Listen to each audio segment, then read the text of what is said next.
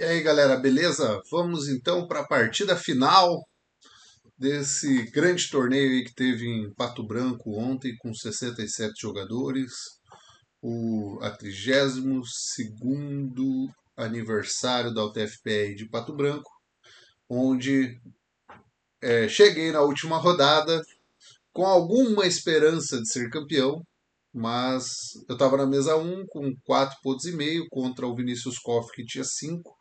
Mas na mesa 2 tinha outro jogador de 4,5 enfrentando o Darlan. Então, assim, mesmo que eu ganhasse, ainda tinha chance de não vencer o torneio. Mas, primeiro de tudo, a gente sempre tem que fazer a nossa parte. E só a vitória que interessava. Então, se eu empatasse, o Vinícius possivelmente seria o campeão. E o Vinícius, que era o atual campeão do aberto da UTFPR. Eu havia ganho em 2023 e 2024 eu perdi para um jogador de São Lourenço. E na última rodada, esse jogador de São Lourenço ofereceu empate para o Vinícius sem jogar.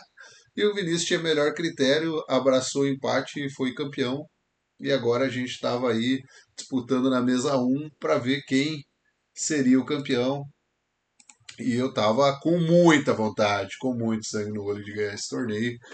E fui agraciado com as brancas, né? Então, assim, tudo conspirando a favor, porque existia a chance de eu nem pegar o Vinícius, né? Podia o Vinícius jogar contra o outro cara com 4,5 e eu jogar na mesa 2 com o Darlan. Então, e às vezes sem nenhuma chance mesmo daí do título, né? Então, assim, fiquei muito feliz aí de ter essa oportunidade, pelo menos jogar na mesa um, né?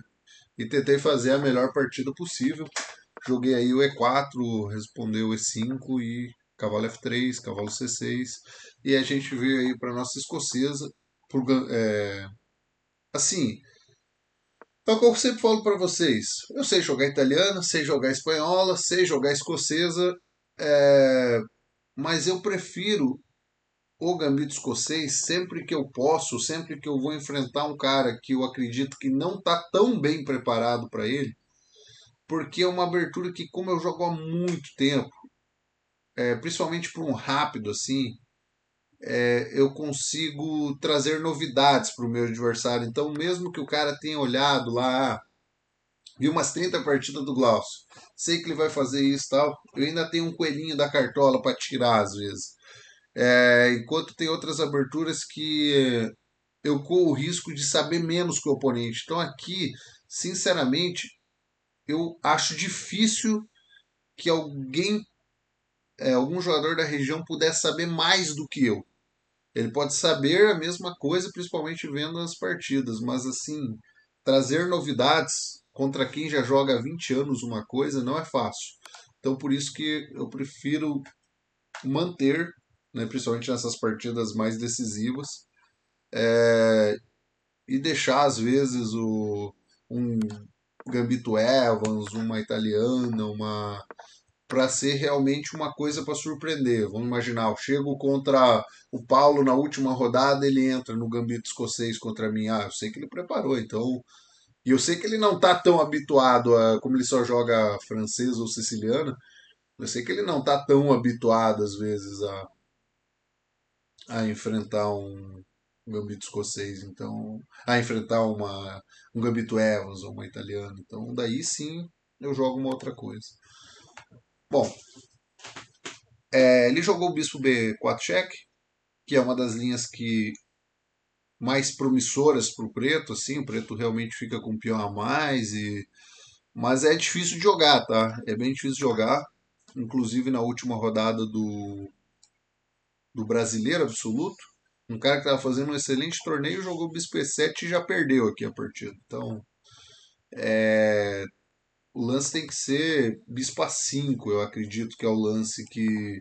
Se tu tá jogando essa variante aqui, você tem que jogar bispo A5, não tem. É, outra justificativa para você ter jogado essa variante específica. Tem outras variantes que você poderia jogar. Você poderia começar diretamente com bispo C5, você poderia jogar cavalo F6, mas se tu tá jogando essa aqui, eu acredito que é bispo A5 lance. E, e tem muito jogo, tá? Eu tenho algumas preparações bem longas, algumas que até eu tenho guardado assim que eu evito jogar porque eu deixo para partidas mais decisivas. Mas só para vocês saberem aqui, então, o branco tem bispo A3, torre 1, tem a chance também de jogar por bispo por lá. O grande problema para o branco é a dificuldade de tirar o cavalo sem perder esse. É uma outra coisa habitual de acontecer esse peão aqui com esse ataque acontecer. Então, assim, é uma partida bem rica, sabe? Bem rica. Pode ter ataque no rei, pode ter ataque no roque, ataque em F7, pode ter ataque no bispo.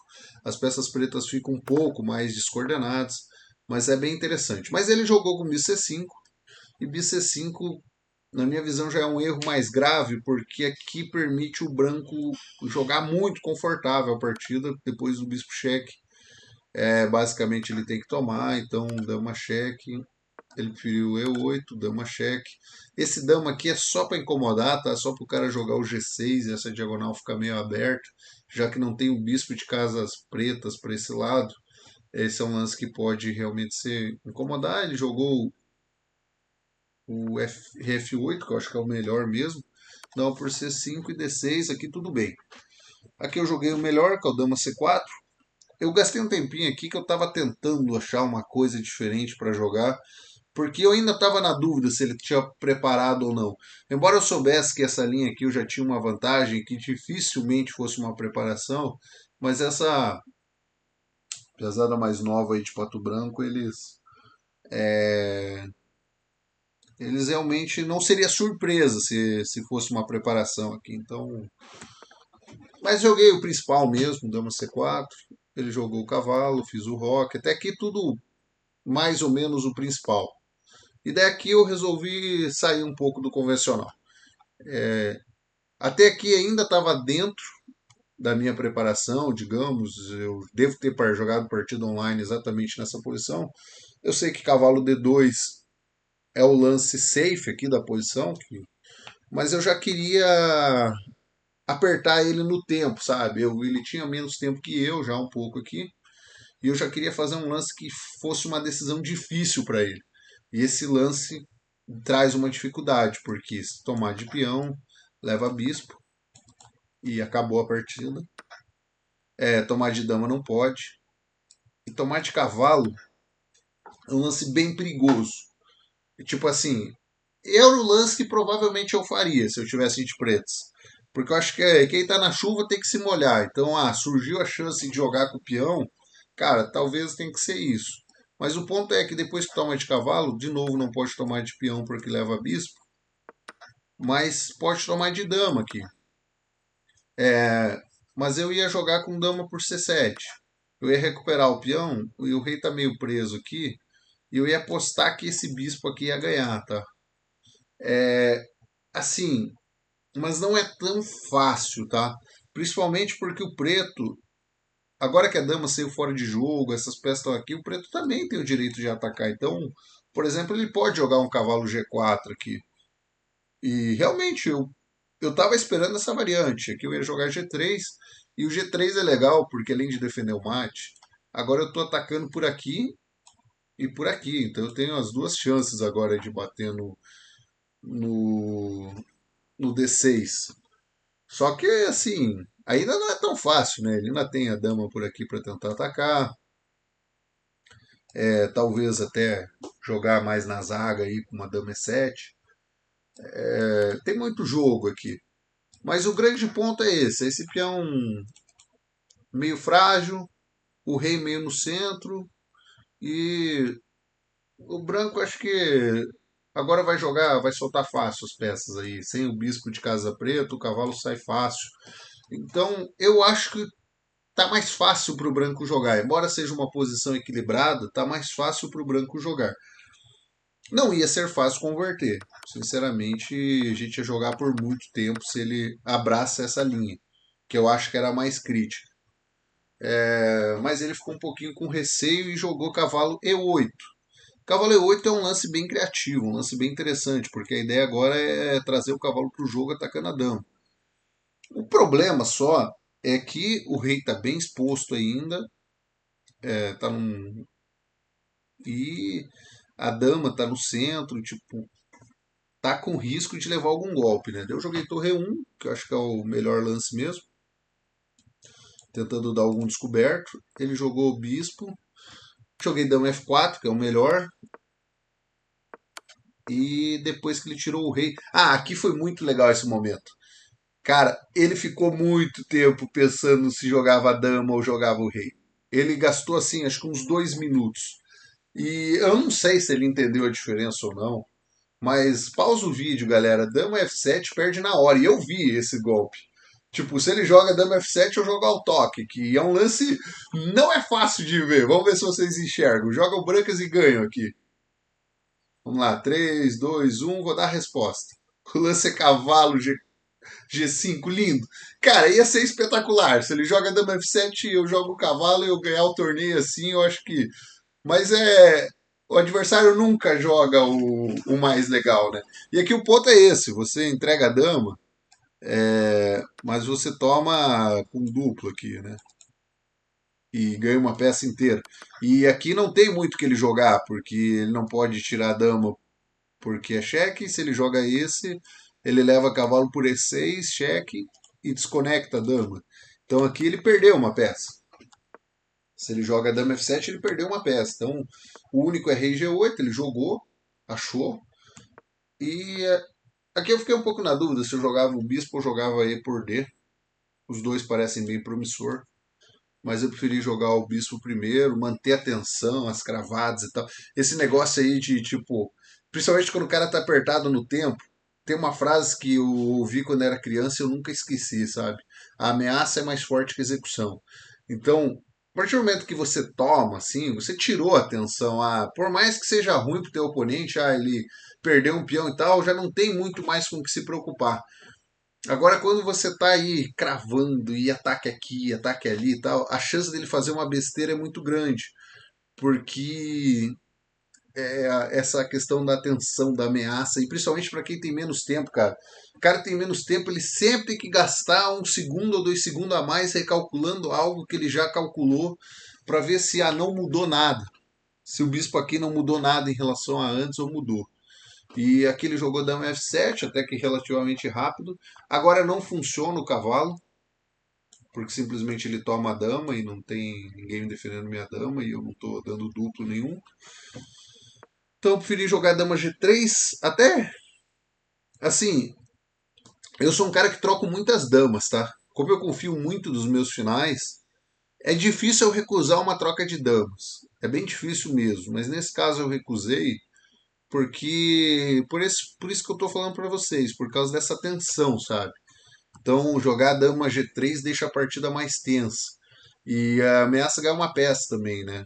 Tô tomando e dando cavalo duplo e tomando o bispo, já que eu abro para torre também.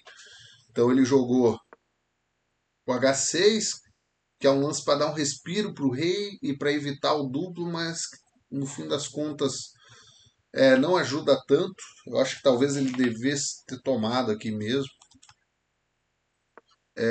E agora eu tomo, ele toma, e aqui eu fui para essa variante que aparentemente ganha um peão, mas depois eu me arrependi um pouco. Aqui tinha lances melhores para fazer, tipo um cavalo D2 para manter a tensão. Esse lance eu quase joguei, eu gostei muito fazer. E a cavalo H4 também gostei bastante fazer. Mas é que esse lance aqui ele simplifica muito a posição, então aparentemente ganha um peão, mas na verdade nem ganha, porque tá caindo em A2, só que dá um medo de tomar em A2, né? Mas o Koff foi corajoso, tomou. Assim, eu não sei se eu teria essa coragem para tomar em A2 aqui e tal, deixar o bispo atacado.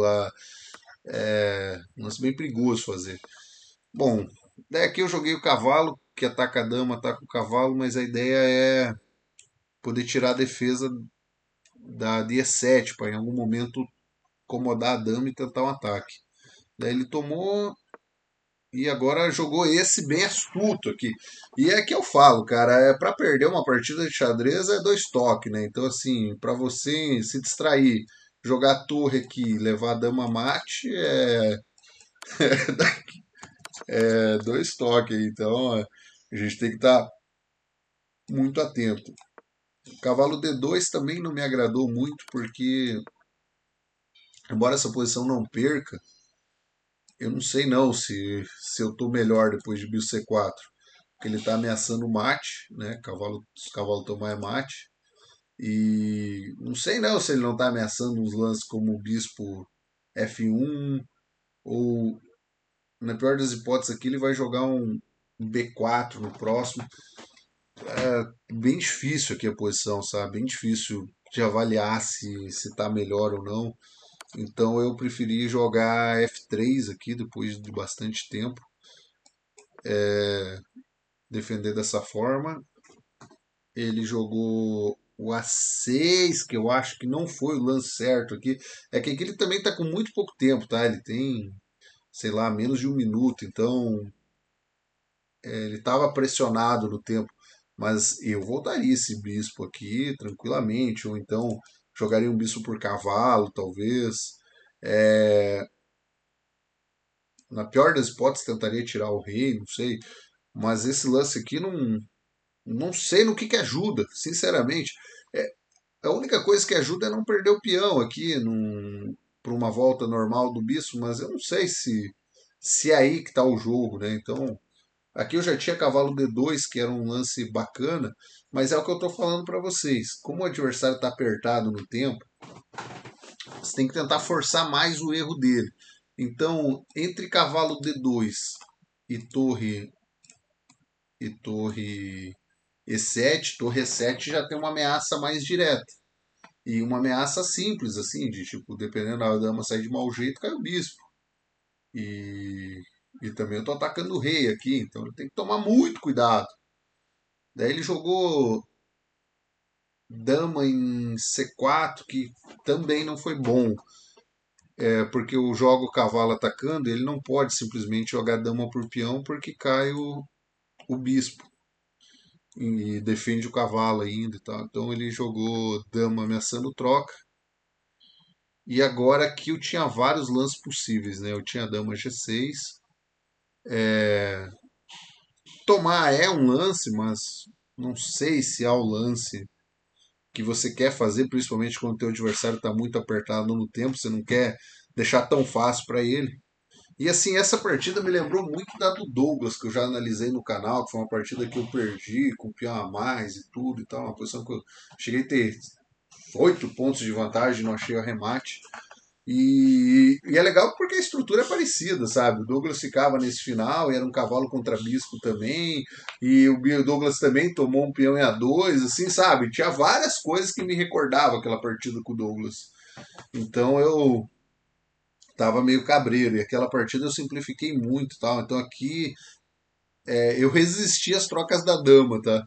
E joguei dama C2 mais um lance para ameaçar mate e, de certa forma, ameaçar ganhar o bispo também em algumas variantes. Né? Aqui, claro, ele não pode tomar o cavalo porque leva mate, ele tem que continuar defendendo também. E impressionante que aqui ele travou, né? O tempo foi passando, a seta ameaçando cair, ele jogou no susto bispo B3 e levou mate em G7. E assim a gente venceu a partida e o campeonato. Confesso para vocês que eu não estava me sentindo ganho, até acabou a partida e tal, não, mas aqui o computador já dá como ganho. Eu achava que se ele jogasse Torre F7 simplesmente, ele ainda estava bem no jogo, mas o computador mostra que aqui está ganho, mas não é fácil ganhar, tá? Eu não sei se eu acharia. Sinceramente, vou ser bem honesto, eu não sei se eu acharia. Eu tinha bastante tempo, acho que eu tinha uns 5 minutos e o tempo dele estava caindo, mas eu ia gastar um tempo aqui, provavelmente. Se ele joga Torre F7, eu não ia jogar nada ao toque e tal. Eu não estava jogando só para derrubar a seta dele. Eu estava querendo botar realmente dificuldades, né? Então pode ser que eu achasse, mas é difícil a linha que ganha, tá? É torre por F7. Basicamente o único lance é tomar de dama. Dama D8. Se jogar a dama aqui, eu troco o rei toma e ganho o bispo. Então ele tem que jogar o rei H7 única. Dama D3, cheque. Aqui, se ele joga G6, você joga C4, desconecta o bispo e ganha o bispo. Então, basicamente, ele tem que jogar G6 e de igual forma você vai jogar o C4. E esse é o ponto-chave, tá? É essa desconexão que fica entre o retorno do bispo, que era o que eu estava falando lá atrás, que eu tinha muito medo, se eu tivesse de pretas, de tomar dois, porque às vezes é um caminho sem volta essas tomadas, né? E aqui realmente seria a forma de explorar. E claro, dá um pouco de medo, né? Ele tem torre dama ali e tal, mas eu acho que não tem muito como ele defender, não. Ele vai ter que sacrificar aqui, de certa forma, e tentar fazer com que os dois peões se igualem à peça, mas é difícil. É difícil aqui. O branco realmente tem uma vantagem decisiva. Mas como eu falei para vocês, não tenho certeza se eu iria ver, tá? Não tenho certeza, não. Não é uma sequência tão simples de ver que o cheque com a dama voltando para explorar o C4. Deixei de ver lances mais fáceis nesse torneio. Embora eu digo para vocês, estou num momento muito bom, estou treinando muita tática e tal. Acho que assim, com a cabeça bem tranquila, dá de achar esse lance. Mas não posso garantir. Dei sorte, né? Que jogando dama C7 ele já levou o mate. E com isso a gente ganhou o torneio. Vou mostrar aí para vocês a classificação final. Vamos ver se vai dar de aparecer aqui. Aqui, ó. Beleza. Então tá aí. Fiquei campeão com muita sorte, vou ser bem sincero. Eu não esperava, porque até a rodada anterior eu estava atrás no critério do João Gabriel e como eu não joguei a primeira rodada, a tendência é que meu critério fosse pior. Só que eu dei uma sorte tremenda, que praticamente todos os meus adversários ganharam a última rodada, né? Com exceção do Vinícius, que perdeu, né? Obviamente. E também o Giuseppe perdeu. Mas os outros ganharam e os adversários do João não foram tão bem. E como eu peguei na última rodada um cara com um ponto a mais do que o João pegou, tipo, eu peguei o Vinícius que tinha 5 e o João pegou o Darlan que tinha 4, isso também fez com que eu ganhasse mais um ponto de critério em relação a ele e que eu ultrapassasse ele. Mas foi bem surpreendente. Eu fico um pouco triste quando isso acontece, sabe? Quando você fica empatado com alguém sem ter enfrentado a pessoa, porque dá aquele gosto de ganhei, mas não tenho certeza se ganhei, sabe? Até se desse a jogar uma partida com ele no final, acabou que foi tudo muito corrido lá na hora da premiação, tiraram todos os tabuleiros de lá e a gente acabou indo sem se enfrentar. Mas é um menino aí muito promissor, o João. Veio lá de Chapecó, tá morando em Pato Branco, é um menino muito dedicado aí, que dá de ver que gosta muito do jogo. Jogou também de uma forma bem firme, os pais apoiando também. Cara, acho que o João ainda. A gente vai acabar se enfrentando em algum torneio na região, porque é um atleta aí que dá de ver que tem um caminho grande para trilhar ainda.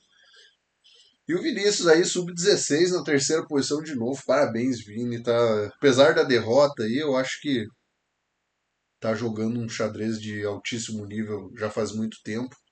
E com a saída do Luiz aí de Pato Branco, ele foi para Bahia, eu acho que o Vinícius assumiu realmente o protagonismo do sub-18 masculino da região. Agora eu fiquei na dúvida com o João chegando aí, eu acho que talvez o João vai destronar o Vinícius. Por pouco tempo, né? Porque o João já vai estourar o sub-18. Mas o. Então, de qualquer forma, Pato Branco está muito bem servido aí de jogadores. E muito legal isso e tal. O Pedro foi uma surpresa para mim, eu não vi muito o torneio dele, acho que se não me engano ele perdeu a primeira rodada e depois só ganhou. O João também. O João terminou invicto, tá? O João Peterle empatou 3 partidas, inclusive uma delas contra o João Gabriel Stork, que ficou em segundo. Achei que o João jogou muito todas as partidas que eu vi dele, ele jogou muito bem, só faltou às vezes um pouco mais de combatividade, tal, empatou algumas aí que dava de jogar mais, extrair mais, e um torneio desse com muito jogador, se você quer ficar nas primeiras posições, você realmente tem que ser agressivo. E daí o Anderson levou azar, né? Porque empatou a primeira lá contra um cara que jogou a partida da vida contra ele. E depois me enfrentou, mas o Anderson teve um parcelamento bem difícil, ainda teve que ganhar do Giuseppe, de outros jogadores fortes. E acabou aí só na sexta posição, mas acho que o Anderson, no como em parceramento melhor, tranquilamente seria no mínimo quarto nesse torneio. E aí eu vou destacar agora alguns beltronenses. O Ibrahim, ótimo torneio do Ibrahim. O Ibrahim não estava numa fase tão boa, estava meio que oscilando e tudo, mas esse torneio realmente foi bem, muito bem. Parabéns aí pro Ibrahim, parabéns pro David. E o Darlan, apesar de ter ficado em 15º, quero ressaltar que a evolução do Darlan, o nosso treinador aí de Beltrão, contratado pela prefeitura, tá se esforçando, tá toda vez melhorando e tudo. Parabéns, Darlan, jogou nas primeiras mesas, jogou quase todo o torneio nas mesas na minha frente, tá? Só na última rodada que eu joguei uma mesa na frente dele.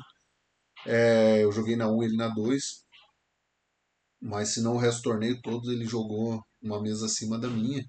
E o Darlan jogou duas partidaças, que as que ele perdeu contra o Koff aí, nossa, um final com muita pinta de que ele podia empatar ou talvez até ganhar, e contra o João Gabriel também na última rodada jogou muito bem, chegou a um final até equilibrado. Então assim, perdeu por 2-3, então grande torneio aí do Darlan. Fiquei bem feliz aí de ver como ele jogou. E a nossa Fátima surpreendendo de novo, né? A Fátima aí, muito legal ver a Fátima, ganhou aí o feminino e a categoria dela, 21ª posição, com metade dos pontos, muito bem. O Vitor, apesar de não ser beltronense, está sempre jogando com nós também, então é bom destacar. E assim, Beltrão, no geral, ganhou muitas premiações, tá? Não só no absoluto nesse torneio, mas no torneio infantil aí, tivemos aí o Murilo ficou em segundo, né? Porque o Lourenço também joga muito, né? Mas a Marjorie campeã e é só o Alisson que está oscilando um pouco. Às vezes ele joga muito bem, joga quase como um mestre. A Nicole também ganhou a categoria sub-10 dela, parabéns aí para Nicole. E mas assim, tô bem feliz aí de ver tantos resultados de Beltrão e claro, ganhar um torneio saindo de baia ausente realmente é maravilhoso. E assim, é um torneio que eu amo jogar. Para quem não sabe, eu fui cefetiano, né, do Cefet ali, me formei em 2005. 20 anos depois aí poder estar pisando no pátio. E nosso slogan na formatura era: eu amo muito tudo isso, com o símbolo do McDonald's e tal. E, e eu amo muito jogar xadrez, então tá no lugar que me remete a melhor momento da minha vida aí e ao mesmo tempo tá aqui o parcelamento da última rodada e ao mesmo tempo poder jogar xadrez e ainda ganhar é fantástico. Só que, infelizmente, nesse dia um colega meu de turma ali acabou falecendo que tirou um pouco, sei lá, aquele brilho do torneio, sabe? Então, apesar de eu ter ganhado o torneio, eu estava sentindo um vazio muito grande porque é triste assim saber que depois de 20 anos alguns conseguiram realizar os sonhos, outros não, alguns perderam a esperança e a gente tem que estar sempre cuidando de quem a gente gosta, né? Porque a gente nunca sabe qual vai ser a última vez que a gente vai ver alguém que a gente ama e gosta, assim como a gente nunca sabe qual vai ser o último torneio de xadrez que a gente vai jogar, né? Então, por isso eu tento aproveitar ao máximo as oportunidades que me surgem e tento dar o meu melhor sempre, sabe? E eu vou falar para vocês, eu já pensei em parar de jogar mais de 10 vezes na minha carreira. E todas as vezes que eu pensei em parar, quando eu volto eu faço algo mais extraordinário ainda. Então acho que aí tá a beleza da vida, sabe? Em recomeçar. Então, sei lá atrás pensei em parar, depois eu tornei o primeiro jogador da região a ter hit feed. Ah, daí pensei em parar, daí ganhei medalha de ouro nos Jogos Abertos. Daí pensei em parar, daí ganhei do campeão mundial. Daí pensei em parar, virei mestre nacional. Daí já tinha tudo certo para parar, daí joguei um mundial e uma final de brasileiro, entendeu? E daí parei mesmo, pensei em aposentar e agora volto e ganhei 4 títulos de 5 do rápido esse ano e fiquei no pódio em todos os 7 torneios que eu joguei no ano. Então, assim, estou vivendo talvez a melhor fase, pode ser que coisas boas ainda venham, sabe? Então, às vezes você fala, já ganhei tudo na carreira. E se daqui a pouco eu me classifico para uma Copa do Mundo? Tipo, que todo mundo acha que é impossível hoje. Cara, a gente nunca sabe o amanhã, sabe? Ah, e, pô, já ganhou tudo. E se daqui a pouco eu viro mestre fit? Ah, e já ganhou tudo, mas e se daqui a pouco eu ganho um Mundial Amador? Entendeu? Então, eu acho que essa esperança é o que move a gente e a gente tem que estar sempre tentando achar um objetivo a mais e tendo fé que as coisas vão melhorar um nessa vida ou numa próxima. Então, isso é o que move a gente, beleza? Então, muito obrigado aí, espero que vocês tenham gostado e até um próximo vídeo.